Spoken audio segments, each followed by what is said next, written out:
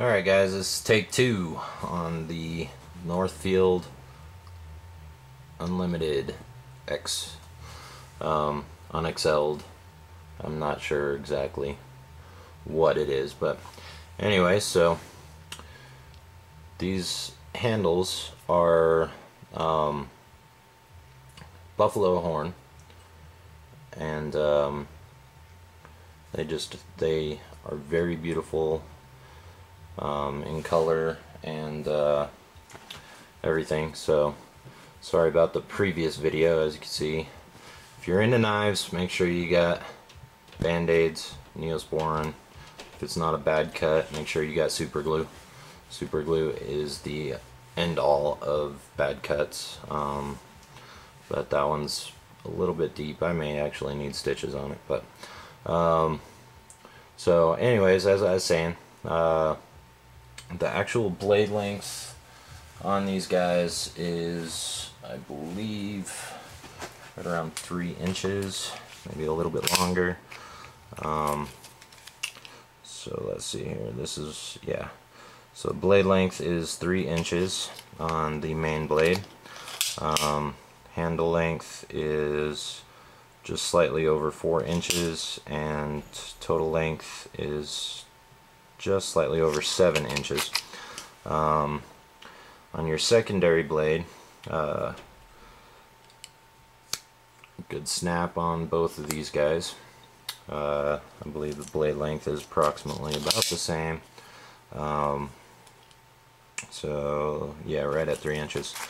So all in all, you end up with this beautiful piece of work, and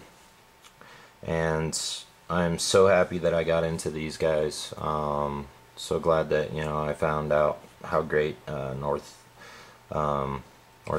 Great Eastern Cutlery is. I got pretty much most of my information off of Dog Go Running's website, or not website, but his videos on YouTube.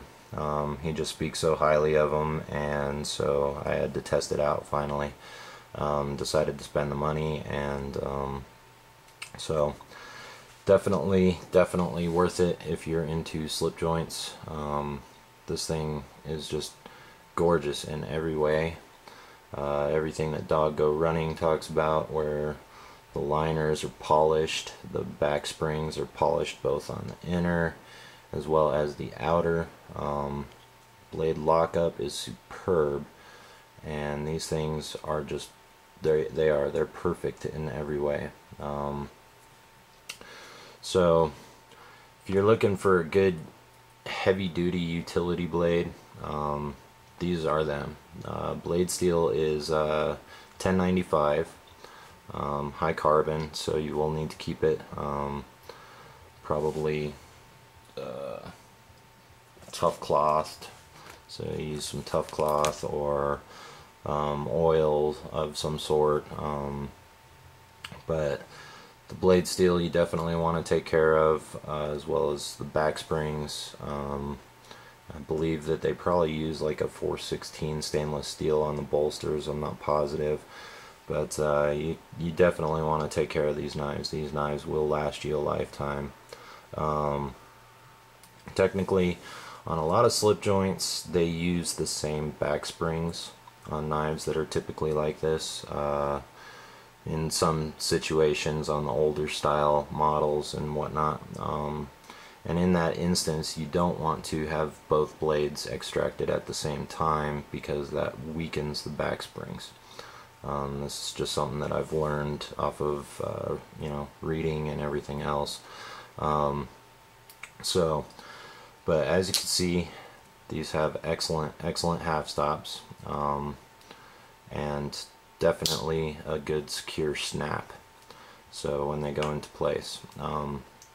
This cut actually is my second cut.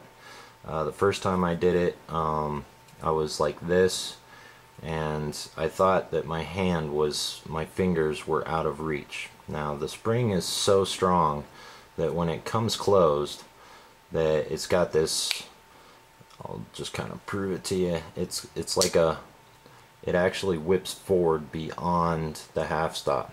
but it still stops in motion, but it just kind of like springs back and forth really fast. So when I had my finger, it was like right about there, but this overextended onto my finger in the snap. So that's how strong these back springs are upon closing and opening.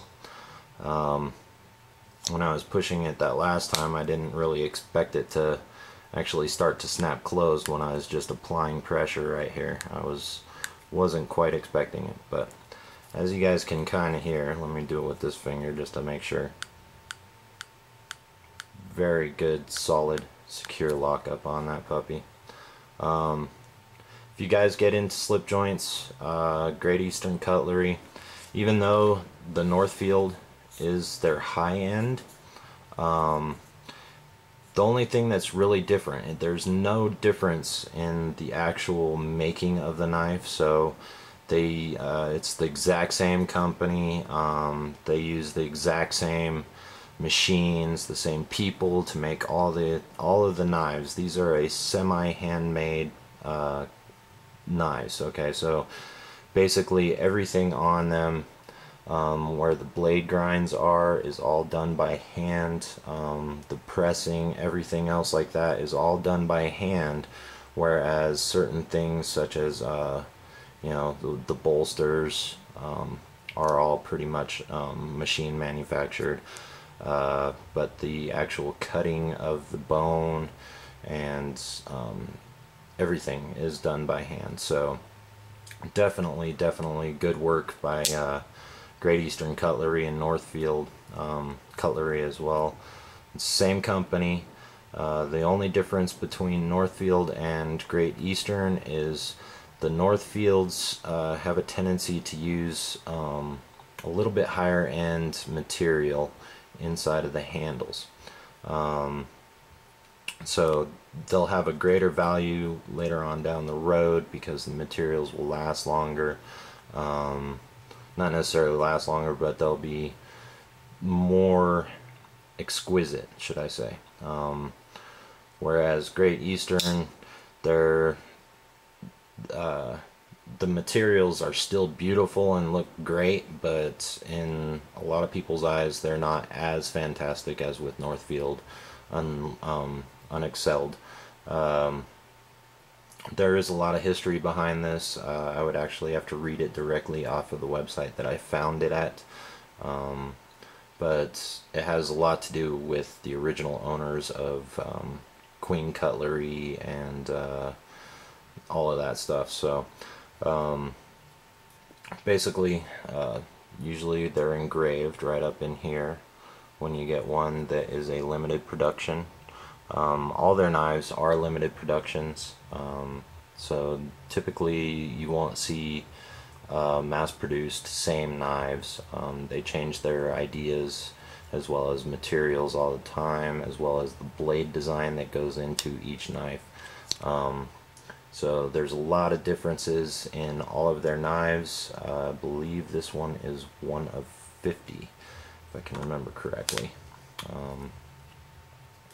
See if they got it printed on the actual, it's usually stamped on the blade, the production number, or the actual, should I say, amount that are numbered. It's usually like this, only it's in a circle and it'll state one of so many. Sorry about that, guys. Here I am hitting the camera and everything.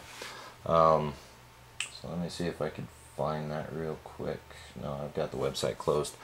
So Great Eastern Cutlery, Northfield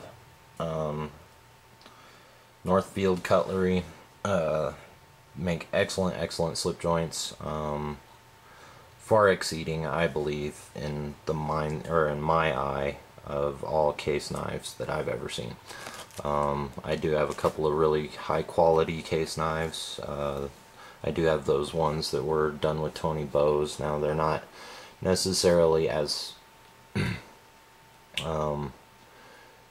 necessarily beautiful in every aspect of the making of the case ones.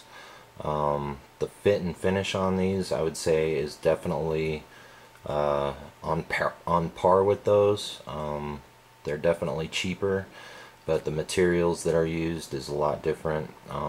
As you can see, there's brass liners, whereas on the Case Tony bows, it's premium steel. So there's a lot of differences in these, but as far as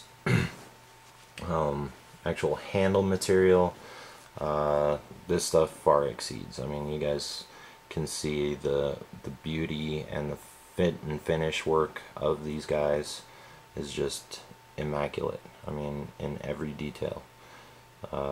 Everything's rounded perfectly. Everything's fit together perfectly. There's no gaps anywhere on the knives.